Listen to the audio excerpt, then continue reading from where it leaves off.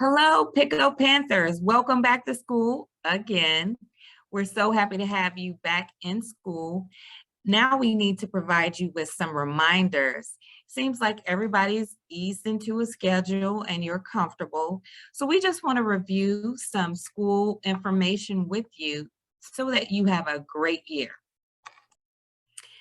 First and foremost, we want you to remember our PBIS expectations: respect, responsibility, safety, and pride.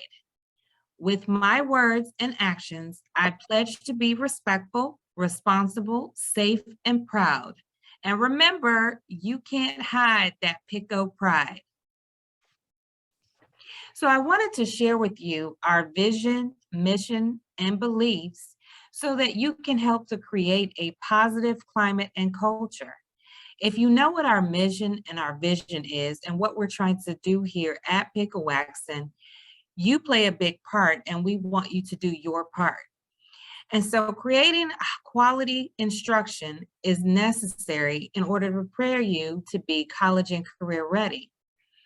We want to promote the social, emotional, academic, and behavioral success for all students. Additionally, we want to instill a positive attitude towards lifelong learning. We are the best middle school. All of us are unique. We have varying levels of abilities, and we want to show mutual respect. In short, we want to build relationships, elevate to the next level, and think intentionally. Positive middle school behaviors that you can model include using positive and encouraging language, listening to others when they're speaking, being honest and sincere, and most definitely keeping your hands and feet to yourself.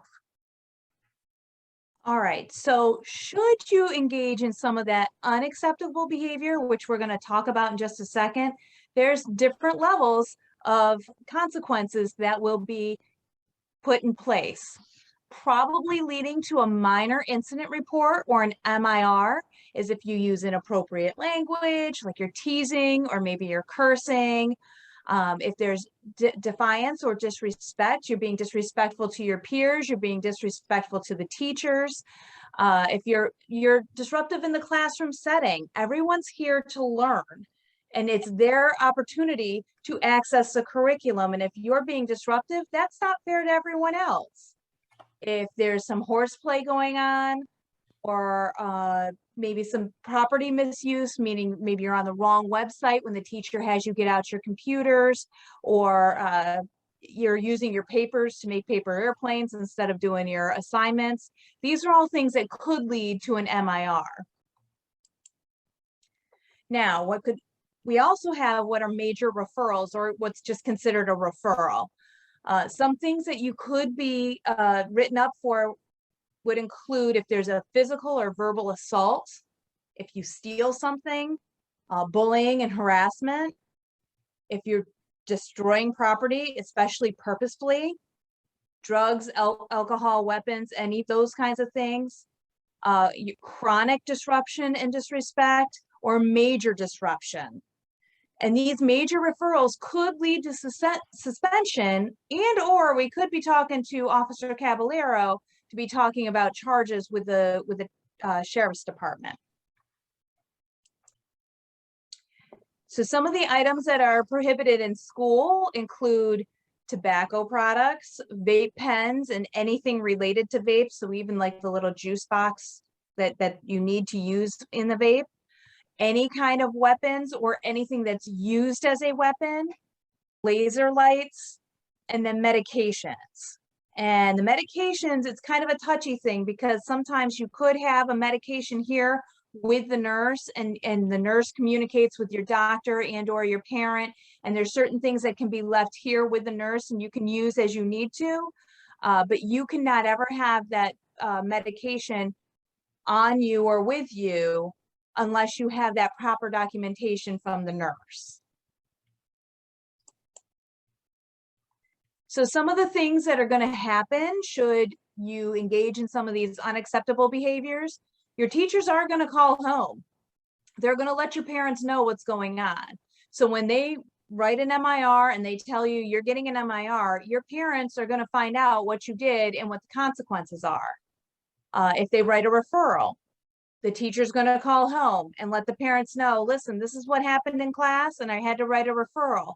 And then I'm going to have to call home, or Ms. Fensted's going to have to call home once we figure out what consequence goes along with that referral. 3 MIRs during one 9-week period. Now 9 weeks is a quarter. So 3 MIRs during a 9-week period will result in 1 major referral. So if you have 3 MIRs, you're like, well, I'm not really doing anything too bad. Well, those 3 come together to make 1 referral. And if you get 1 referral, even a bus referral, then you're not able to participate in the quarterly PBIS events. There's more information coming on that soon, but I'm going to tell you now, you're not going to want to miss out on the PBIS events. And so now we're going to talk about dress code. And one of the things that I want you to think about overall, dress the way you want to be addressed. There is a time and a place for everything. When you're getting dressed in the morning or you're picking out your clothes the night before, think about, is this the right time or the right place? So some of the things that are nothing new, but your shorts and your skirts have to be at least fingertip length, and not fingertip length when your shoulders are up like this. Your shoulders are going to be relaxed like you normally walk around, and your hands are going to be at your side. And we're going to be checking for that they are fingertip length. Midriff area needs to be covered. Cleavage needs to be covered. Sunglasses when you're inside need to be put away. You have to wear hard-soled shoes. So those flip-flops that we've all worn all summer long, or for some of us for the last year and a half, put them back in your closet. We can't wear flip-flops to school. Your pants can't be so long that your shoes get caught up in them or that we can't see your shoes. Your pants also need to be at your waist. I should not be able to see your undergarments at any time. Anything that's on your clothing, whether it's on your shirt or on your pants or on your, if you use like a little laptop sleeve, it can't be anything that displays or symbolizes any language or material that's inappropriate or offensive. And finally, masks. We all know about the dreaded masks. They must be worn on the bus and when you're in the building, and the mask must cover the nose and the mouth. And I'm going to take 1 second to show you. It's covering my nose, it's covering my mouth. I've got glasses on, so I got to push the nose piece up. If it starts to droop down, you need to fix it. Teachers are going to tell you to fix your mask if it's not covering your nose and your mouth. So we all know of the jeans that have the holes and the rips and the major holes and the minor holes and the shredding and everything that are super cute for the weekend. But when you wear them to school, all your holes, tears, rips, all of it has to be beneath your fingertips, just like with skirts and shorts. I should not be able to see any flesh above your fingertips. Your leggings that you wear should also have a shirt that comes down to at least your fingertip length. Again, pants need to be at your waist. I should not be able to see any undergarments. And your headwear, is not permitted. That's bandanas. That's the sweatbands that you guys wear. That's hoods. Hoods, ladies and gentlemen, need to be off when you're in the building. Now, if you're wearing a headband this way and it's holding your hair back, if it's up this way and it's holding your hair back, that's acceptable as long as it's truly a headband. So if you're taking it this way and tying it around, that's going to have to come off. If you are in violation of the dress code, I'm going to be honest with you, I'm going to let you fix it first. I'm not going to put you straight in ISI. If you can fix your dress code, we're going to fix your dress code. I'd rather you be in the classroom. But if we can't fix the dress code violation, you're going to be in ISI for the remainder of the day. And your mom and dad are going to be called, letting them know you're not wearing the right clothes. If you have any questions about any of this, it's all in the code of conduct, that packet that you got that had the blue page on the front. So again, like Ms. Benstead said, dress the way you want to be addressed. Thank you, Ms. Gold. So now let's talk about cell phones and other electronic devices. All cell phones and any other electronic devices that are not being used for educational purposes should be stored in your locker, and this includes headphones. If you need your headphones, your teachers will let you know the day before so that you can bring them to class. Your device should be powered off, not on vibrate, not in airplane mode, should be in power down or the OFF position. And that's until you leave school and you are in the bus parking lot. And just a word about using your phone on the buses. We realize some of you have quite a long ride and you may want to look at videos or play games on your phone while you're on the bus. But please understand, if it becomes a distraction, that's a safety issue on the bus, okay? So if your phone or your device is seen or being used in the building, it will be a violation of the CCPS electronics technology policy, and we will deal with that accordingly. As you can see here on the screen, your phone will be collected the first time, okay? We'll give it back to you at the end of the day. The second time, we will collect your phone and your parent will be notified, okay? We'll give it back to you at the end of the day. The third time, and hopefully nobody has a third time, but if that happens, your phone will be collected and your parent will have to pick it up. So you should also be mindful of how you're using your cell phone outside of school. Remember, and when we say outside of school, we're talking about while you're at home, when you're at the mall, anywhere outside of school. Remember that harmful or hurtful pictures, text messages, group chats, posts, those are inappropriate and should not be created or shared with anyone, whether it's at school or at home. If you're sharing information on your phone here at school, it can become a discipline issue. Pictures, text messages, Snapchats, even harmful TikToks. Those things never go away. People can screenshot if you've posted something, especially if it's inappropriate, and share it with someone else. And before you know it, you're worldwide. So just remember, these type of things are considered cyberbullying, and that will generate a bullying or harassment investigation. So having a cell phone is a privilege. It takes a lot of responsibility. Use it appropriately and use it wisely. All right, so horseplay. A lot of times when I find out I have a situation that I need to look into, what I get is, we were just playing. Well, here's the situation with just playing. The horseplay sometimes turns into serious consequences. And I don't mean from the school. I mean, somebody gets hurt, something gets broken. So horseplay is taken very seriously. So you got to keep your hands, feet, your objects to yourself in the classroom, the hallways, the cafeteria. It's not treated like you guys were just playing. It is a serious infraction. You could hurt somebody. You could hurt somebody outside of the group that was participating in the horseplay. So that also includes the locker area. As you guys know, some of you have only been here about a week. That space in the locker area is tight. You do not have enough time to get in and get out and still play. So we're not playing in the lockers. And depending on how serious this is, you could have consequences ranging from just lunch detention all the way to ISI. So speaking of lockers, You guys each have been issued a locker. I know a lot of you are having some difficulties. You're telling the teachers, your names, trust me, your names are with me, and I'm working on getting either a new locker or updating the combination or whatever the case may be. You are expected to use your own locker. So don't share your locker or your locker combination with anyone else. Everything that's in your locker should just be yours.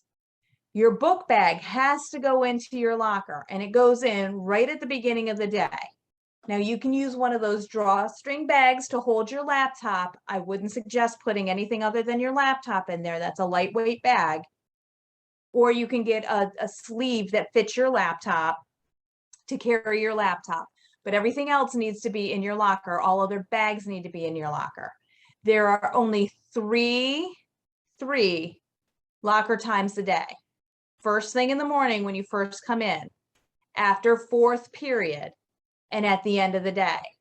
So when you go after fourth period, you need to get everything you need for your afternoon classes, and you need to get anything you need for lunch. You're not going back there to return your lunchbox or your thermos or whatever it is that would be super convenient if you could just run back to your locker and drop it off. We only have the 3 locker times, so plan accordingly. And if you do happen to go to your locker and you don't have a pass or permission from your teacher, you're going to get verbal warnings, eventually an MIR, you'll spend some time in lunch detention, and it may end up into a referral. This is kind of a silly thing to get a referral over. If you really need to go to your locker at a time other than one of those 3 times, talk to your teacher and see if you can get a pass. All right, let's talk about cafeteria expectations. First and foremost, sit at your assigned seat. It is crucial that you sit at your assigned seat for contact tracing purposes. Your conversation should be an inside voice. That means classroom voice, musical concert voice, definitely no yelling, not a cheerleading outside at a game voice, no football field voice.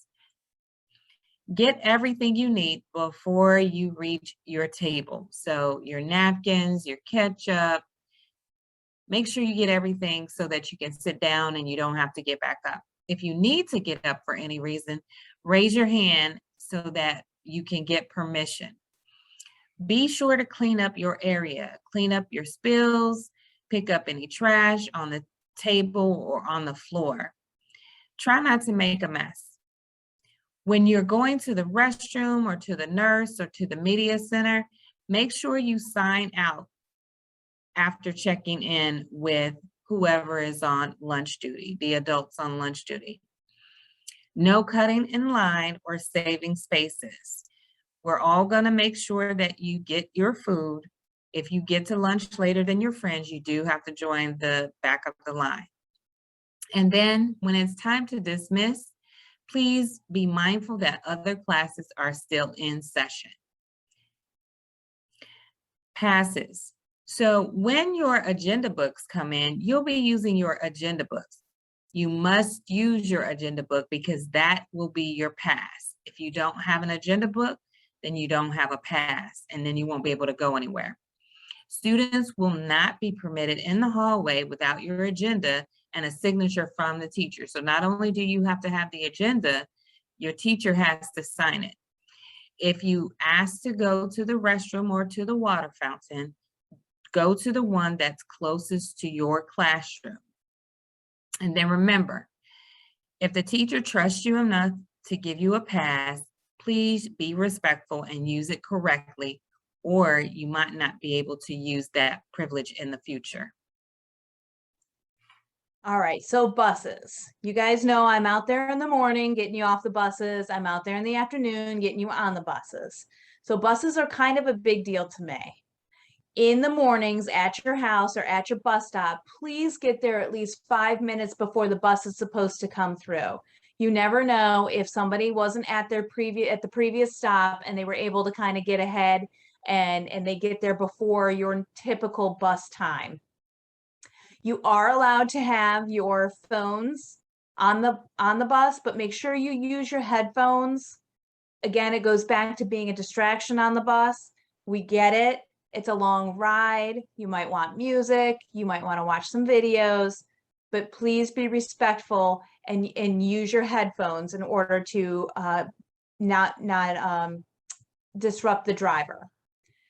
Just like in the classroom, we're not eating, drinking, or chewing gum on the bus.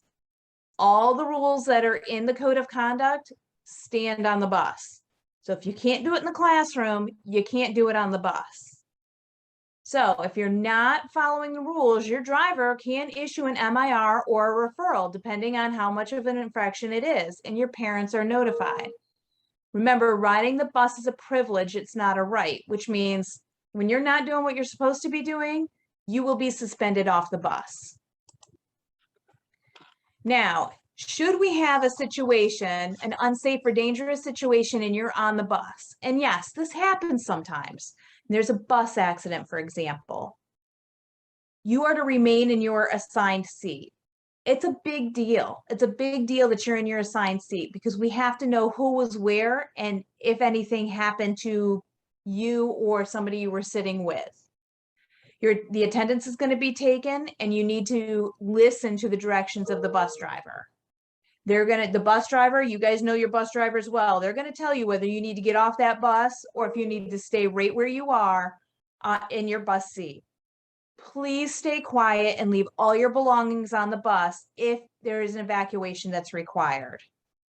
I hope none of you guys have to go through this situation, but if you should have to, please just listen to your bus driver. They're going to keep you as safe as possible.